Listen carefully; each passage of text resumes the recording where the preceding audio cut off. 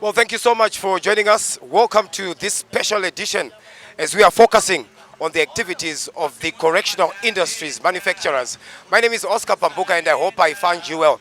Now, this is an armpit of the Zimbabwe Prisons and Correctional Service, and initially it started as a motorcycle assembling unit, but now it has diversified into entertainment and leisure. So very shortly we shall be zooming in on this place, and I tell you, you'll be mesmerized with the kind of action, the kind of tranquility which exists in this environment. So join me and let's have a tour of the Zimbabwe Correctional Industries Manufacturers, CIM.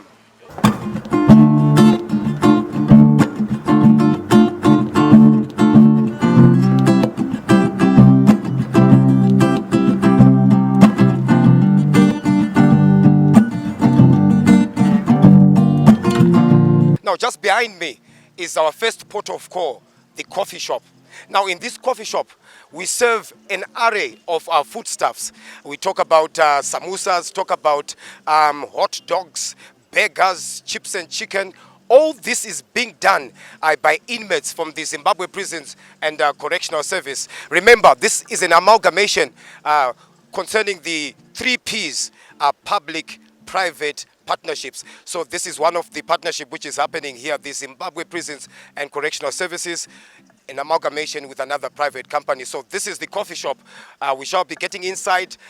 I told you, so we are having a tour of this place.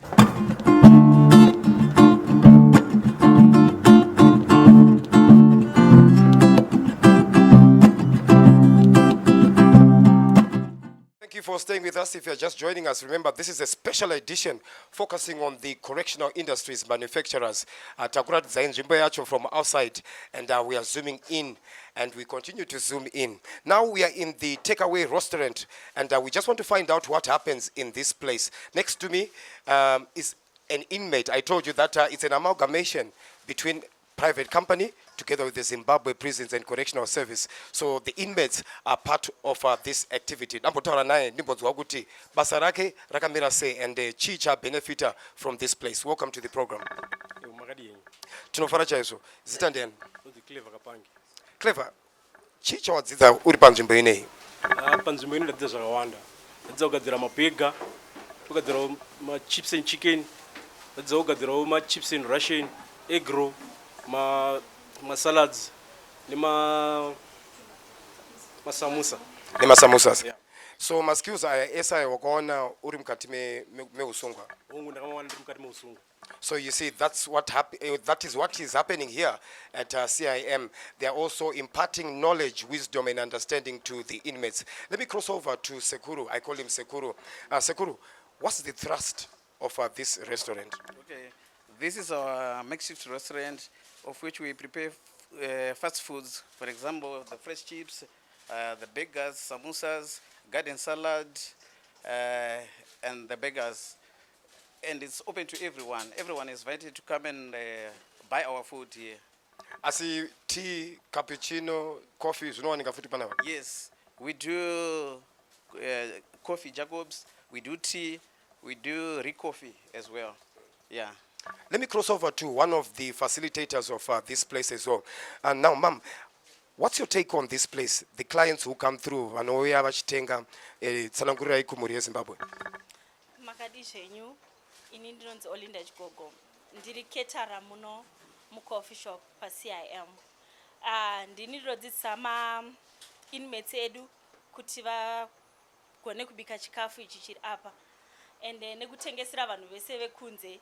Munhu wese tinomutengesera. Vanhu vese vakasununguka kupota vachiuya vachitenga chikafu panapa pa CIM. Mataure mimi kuti you play a part mukudzidzisa Vasungwa. How long does it take for one to master this cocktail of recipes in front of me right now? Burger redu noda 10 minutes. Egg roll noda 5 minutes. Chips and chicken noda 5 minutes again. Russian and chips noda 6 minutes. Masamusa noda 5 minutes. Garden salad yedu inoda 3 minutes. My chips under 2 minutes. Mazvinzura moga, remember, kune vasingazive patiri, we are along Emerson Mnangagwa Road and Pauline Drive. Emerson Munangagwa Road and Pauline Drive, Dopatiri, Dopatino Wanika. Come and visit this place. You will never, never regret. I'm Oscar Pambuka. Let's just take a short break and we'll be back shortly.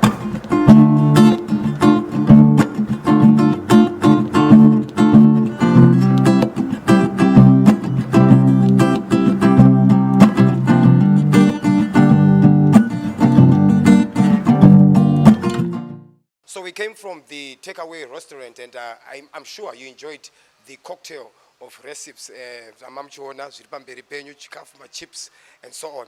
Now we are in the showroom. Now, when the motorcycle has been assembled, it comes to this place. And as I'm talking to you, this motorcycle is actually ready for the market, and it should be emphasized that the inmates played a role in the establishment of this motorcycle. Remember, this program is called the Correctional Industries Manufacturer. Stay with us.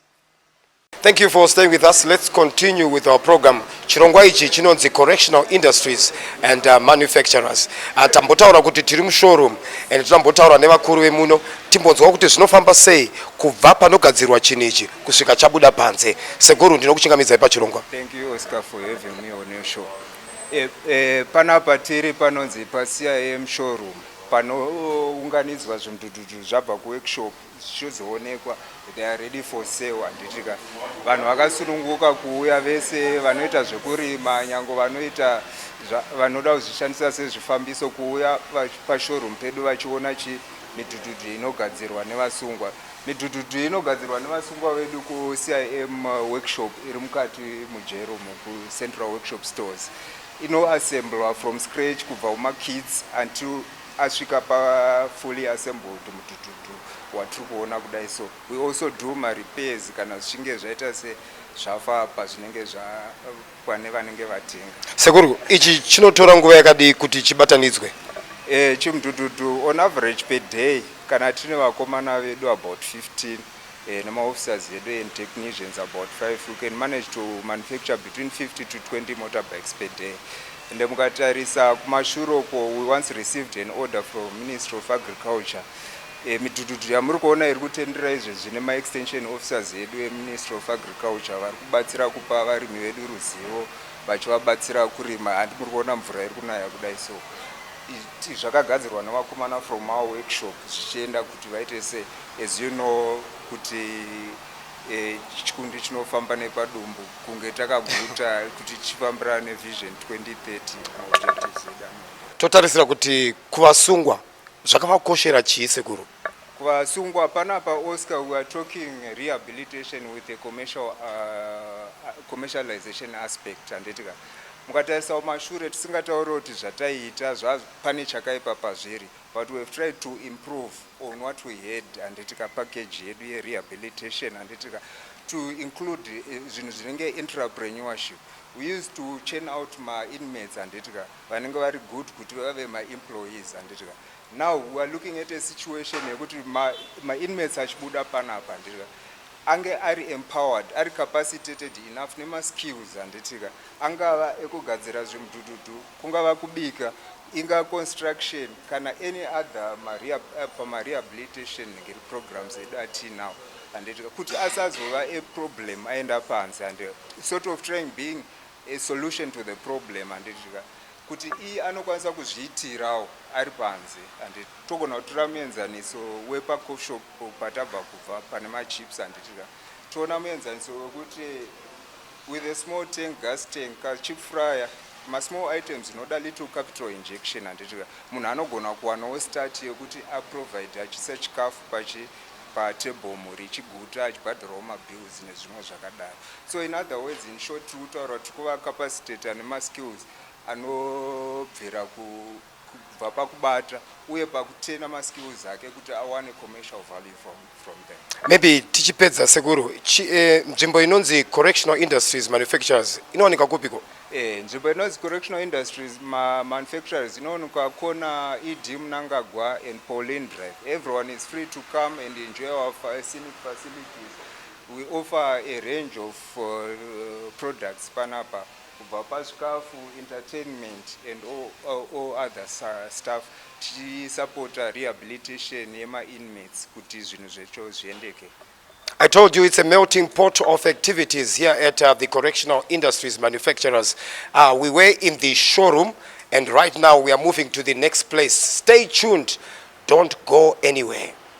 Well, thank you for staying with us. If you're just joining us, this is the Correctional Industries Manufacturers. We are continuing with our tour of this beautiful place. Now, Sekuru, did I miss any action in this particular area? Pane zvandasirira zvinokwanisa kuwanikwa panzvimbo ineyi. Yeah, you know, CIM garden is open to everyone. Vanenge vatenga chikafu chavo from our restaurant, munokwanisa kuzodyira munomu. Then vaya vanodaita maparties avo, birthday parties, you are welcome. Vadaita michato yavo futi, you are welcome. Chero even my social gathering, everybody is welcome. Chero even vanoda kuita ma business meetings avo in a garden, you are welcome to come to this place. It's important to take note of the times kuti panovhurwa nguva iko pachivharwa nguva iyi ende nyaya dzesecurity dzakamira sei. CIM in fact tinovhura na 7:30 makuseni tovhara na 10:30 manheru. In terms of security, especially pama issues emota dzemakastomers edu, tine maguard anomana akachengetedza mota dzenyu. Tino even dog handlers anouya futi achimana achichengetedza mota dzenyu. Saka in terms of security, property dzenyu dzemota dzese dzinenge dziri secure.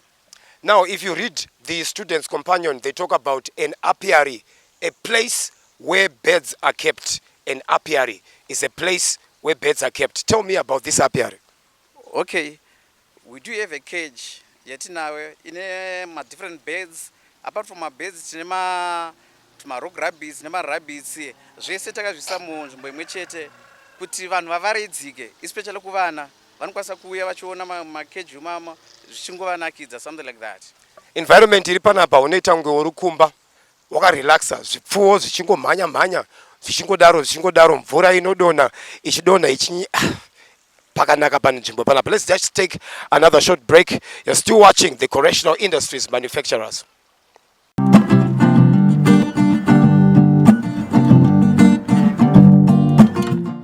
Remember, we are located along Emerson Mnangagwa Road and Pauline Drive, muno muHarare. Do patinowanikwa along Emerson Mnangagwa Road ne road inonzi Pauline Drive. Dingindiro yechirongwa, remember inonzi Correctional Industries Manufacturers atabva ku showroom tikatsanangurirwa kuti zvakamira sei. Now, tiri pano kumashure kwangu kune mvura iri kunaka, mvura ine runyararo, mvura inoponesa.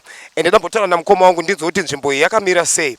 Mukoma, ndimunogara muri pano ende toda kuemphasize kuti musungwa zvakare. Taurai nesu pachirongwa. Hongu ndindoshandira pano. Right, fountain yakanyatsomira sei? Fountain inoi yakanaka zvikuru baba. Yakanaka chaizvo. Saka maplants ndichitasa maplants makaisa maplants akasiyana siyana. Mando yemaruva amakaisa mukatsanangurira kuti akamira sei? Mando yemaruva ndakaisa apa. Ndakaisa maruva akasiyana siyana kuitira kuti zvinyatsobuda. Ndinoona bluma neasinga blumi tichitira vamwe vanofarirawo mamwe imwe type yamaflowers.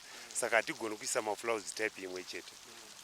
And Sekuru, how important is this to the intellect of the inmate and the visitor who's coming here? It's a very, very nice place, I tell you. Yeah, it's a really nice place, Oscar. It brings peace of mind here, the fountain.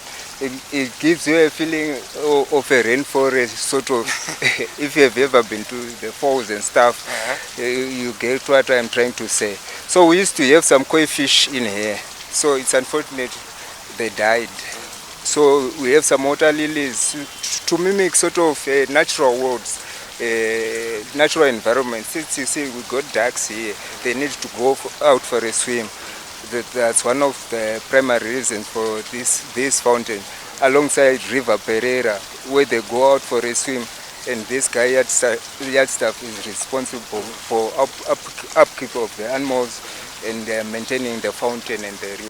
And maybe lastly, semusungwa panhau dzepfungwa dzekugadzikana panzvimbo panapa panoita kuti munhu anzwe sei?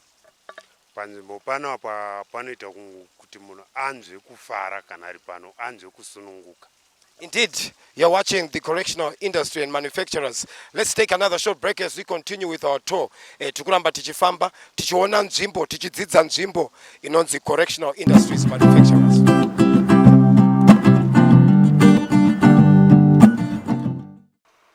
Welcome back. If you're just joining us, this is the Correctional Industries Manufacturers. And the point of correction, just before the break, I said apiary instead of aviary. So a place where birds are kept is called an aviary. You see, it's always a learning institution. Vazhinji vanokoshesa kuziva kuti chikafu chavari kudya chikunyasobikwa naniko, chabikwa sei. Panapa ndo panoitika yese tiri pano pa correctional industries manufacturers. Pane chikafu chese chechivanhu, whether unobva kubhohera kwamutoko unosangana nechikafu chaunofarira. Ndichati taurei nevari pano tinzwe kuti vanozvifambisa sei pakugadzira zvibiko zvakasiyana siyana. Tinokutenda nekuuya pachirongwa. Tinotenda Vasvita Oscar. Panapa pakamira sei? Panapa ndo patinobika chikafu chedu pano paCIM. Tinobika yatinoti traditional food. Kutaura kuti chikafu chedu chechivanhu tine roadrunner chicken makaya. Tinoiseva high fiber ufu hwedu hwechivanhu. Tine ufu hwezviyo vatinobikisa sadza redu rezviyo.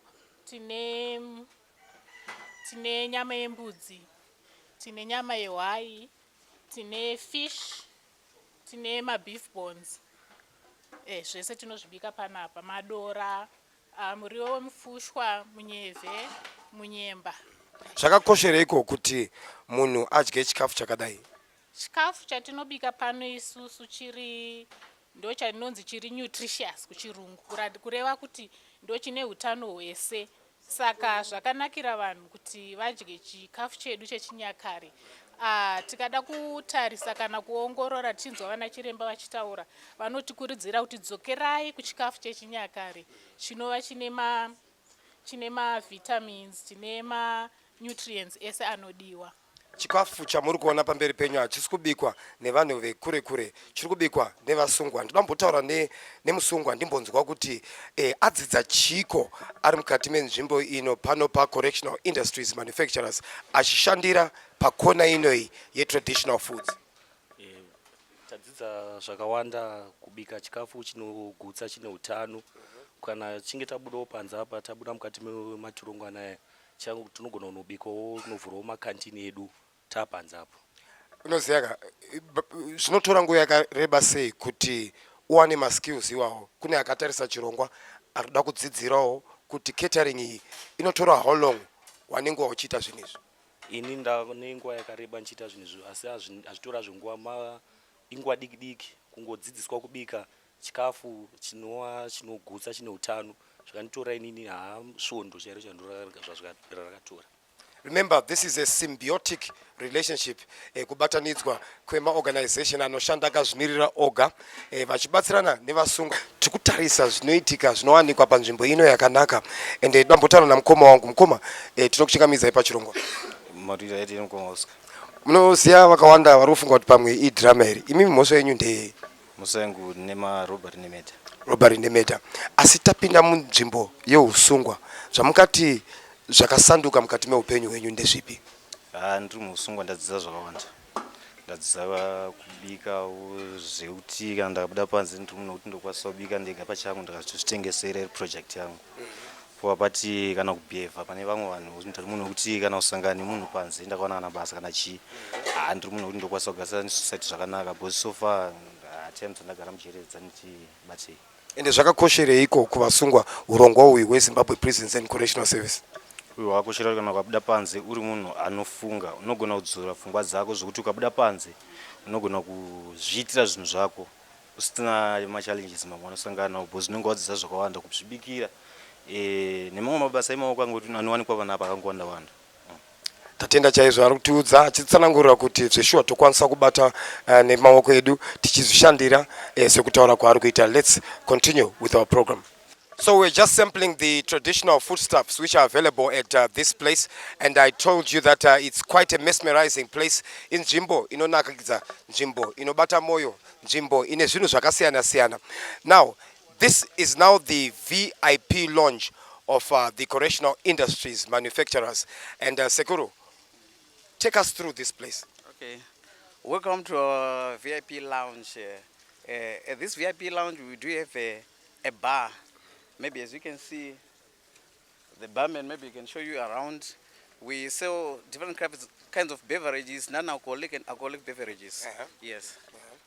And Sekuru, pana panoitwa zvinhu zvakasiyana siyana tanzwa kuti vanotengesa chimera chakasiyana siyana ku VIP lounge. Ndezvipi zvimwe zvinowanikwa kunoko? Kune zvinhu zvakawanda zvinovaraidza. As you can see, inzvimbo yekutandarira kunoitwa mhanzi. We host mashows kuno apart from zvekuita zvekunwa mabeers. It's an area, eating area yekuti watenga chikafu chako hausi kuda kuenjoya scenic environments epanze, uruda zvekuita mix and mingle neimwe team handitira, you can come and take your place pa one of my tables. We have my waitresses edu, they will come and serve you your order yaunenge waita. There are quite a number of things zvinenge zvichiitika kunoku, but mainly kutandara uchinakirwa uchidya mari yako. Now this place is called the VIP lounge, and Sekuru, I'm coming to you. Is it strictly by membership or anyone can just come through? For the meantime, it is open to everybody. Whether you come from Budiriro or from Highlands, from Mount Pleasant, you are welcome to this place. As part of the rehabilitation and reintegration of inmates into society, which is the mandate of the Zimbabwe Prisons and Correctional Service, Pasai Pangu and Vasungwa is one of the inmates from Harare Central Prison, and he's got his testimony and he's going to demonstrate his power tiri pano pa correctional industries manufacturers. Star rake rinonzi Liquid Yonke. Liquid Yonke, tokutenda nekuya pachirongwa. Totenda nekuya Makuru. Ungatsanangure nyaya yako kuma viewers muchidimbu kuti wadzidzei muusungwa wako. Ndadzidza zvakawanda kuti jeri ratibatsira tareforma ende zvinhu zvese takwanisa kuitirwa bhozi takwanisa kutoita mashows tirimo muno mukati, tikwanisa kumaketwa music yangu yakwanisa enda kubanze kunoko kwaparedio, ende zvinhu zvatinofarira chaizvo. So you can come at this place, unosangana na Liquid Yonke, Anachigudo, all these artists come here.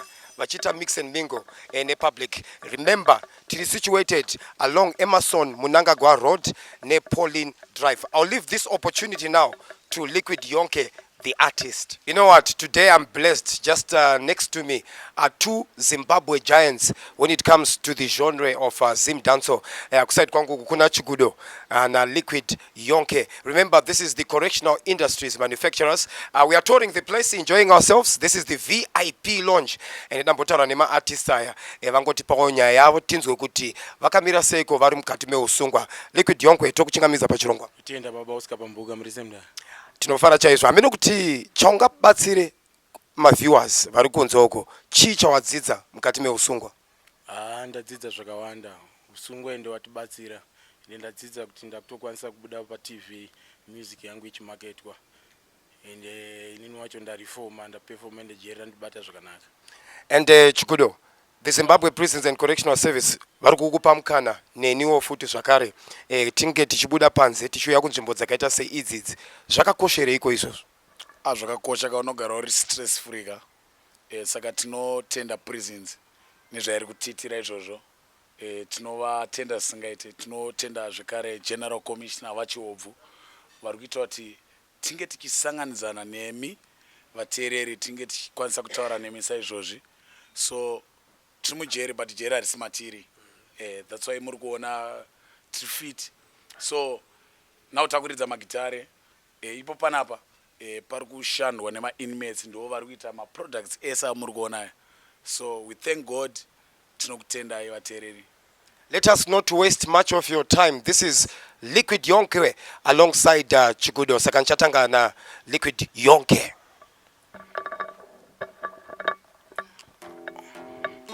Honor! Tell them so Liquid Yonke.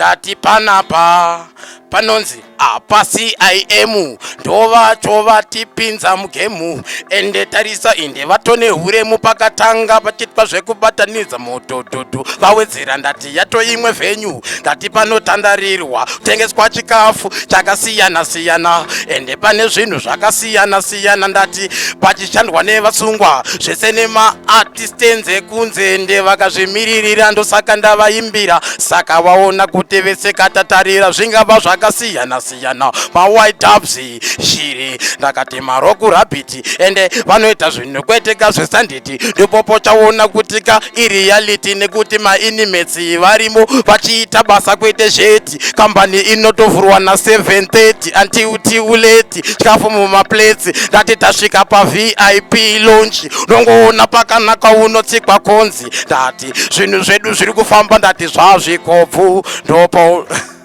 oh no. You see what we mean when we talk about artistic creativity. This is all happening in the Zimbabwe Prisons and Correctional Service. Now, let me cross over to another music giant, Chigudo. Chigudo, it's all yours.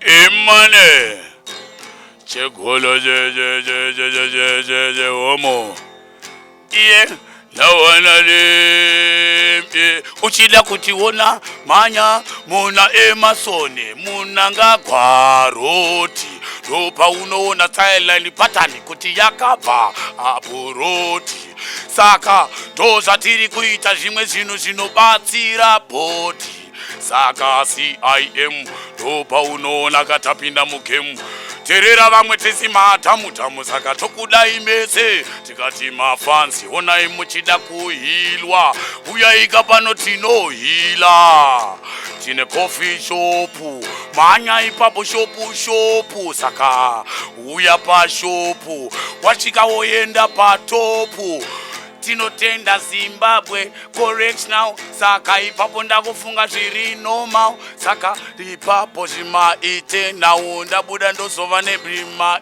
income chegolo je homo.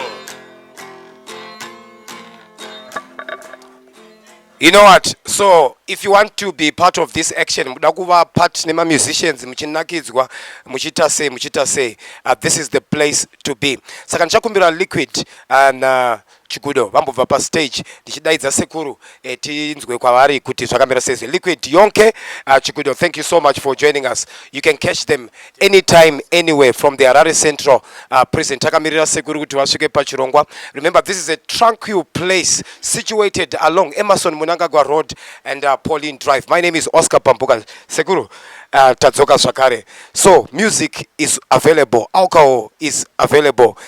Chichimwe futi. Cinema VVIP lounge are open for booking food and are open to everyone to book. Vaya vanodaka private cow.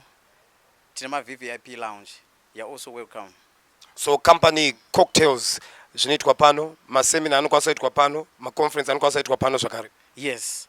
My companies are also invited for my seminars and my conferences. They are also invited, my companies. And Seguru, garage and Seguru, your last words to the viewers, my viewers are Argona Chirongwa ichi, Tichitara Nenzimbo Inoi, correctional industries manufacturers. What are your last words to the viewers? Mashoko angu ekupedzisira kuvateereri nevatariri vechirongwa ndoda kukuridzirai kuti muve nerudo nevasungwa maona zviri kuitwa nevasungwa. SeZimbabwe Prisons and Correctional Service we are trying to walk the talk anditika patechitaura kuti vasungwa vatitry kuita churn out are ready for reintegration back into society. Kwese kwatabva maona mabasa ari kubatwa nevasungwa. We are trying to empower them, capacitate them. At the same time, takuita value add pama skills atavapa so that they gain that commercial aspect from mabasa avari kubata emaoko. In turn, vanoguma vachi my employers. At the same time, vakubva pa that deviant behavior yekuti vasarambe vachidzokorora kuparamura nemhosva. At the same time, man, we are trying to write a success story here. We are trying to improve maybe from image, my mysteries, outside world. We would like to thank the media for highlighting cause neplight my inmates, showcasing your skills, what you are trying to do, so that the outside world can have a clear picture of what we are trying to do. We are trying to move on with the times and trying to adapt to international standards. And kuti vasungwa vedu walist vari mukati mejera handitika time yavo vanoisevha zviri stress free, at the same time iri a learning process kwavari. Saka ndongoramba ndopedzisira ndichiti show them some love handitika support them handitika, that's how kuti tinowana success parehabilitation yatiri kuita vasungwa. Indeed, as a result of the rehabilitation and reintegration process, I'm also a benefactor, and I'll be leaving the prison soon. So this February, I'm so grateful to the prison for affording me the opportunity to broadcast to you Zimbabweans. Any last words to the viewers? Okay. In fact, the main objective here, this CIM, the government will benefit, the organization is benefiting as well, and even my inmates are benefiting in terms of acquiring skills. And furthermore, to extend kuti inmate kana ari mukati anofanira kutobenefita zvokuti anokwanisa kuchengeta mhuri yake nemabasa anenge achiita. Currently pamotorcycle assembly yatiri kuita, my inmates are engaged on that program handitika vari kuwana a certain percentage from motorcycles avari kuita avari kugadzira. That money iri kubatsira pa-upkeep yavo whilst vari mukati. It's put in an account inenge iri muzita rake, so that paanobuda anowana something. Ivo vasungwa vamaona pamatenderera vari kubata mabasa panapa. As CIM, we have made an initiative through Mr. Pereira. Is the one we initiated. He's our partner now. He's just arrived. And vakatanga tovapo yebhazi, since vaito input tovapo something choti achibuda handitika hazotange kuyanura hembe dzevanhu, anowana mari yebhazi kusvika anosvika wakabato kachingwa kana kanyama handitika hazosvika achifunga futi kudzokera mune chakaipa chaiye chatachiedza kucorrect. So viewers, we've come to the end of this informative edition of the Correctional Industries Manufacturers, and thank you so much for being part of this entire production. I would like to take this opportunity to thank our artists Chigudo as well as Liquid Yonke, who are also part of this broadcast. Tinotenda chaizvo vashamarari vabva kunzvimbo dzakasiyana siyana vari pano vauya vachibatsira kushambidza mabasa ari kuitwa under the Zimbabwe Prisons and Correctional Service. So from me, Oscar Pambuka, and the producer and the entire production crew, thank you for watching, and Gatsangane alongside Emerson Munangagwa Road na Pauline Drive.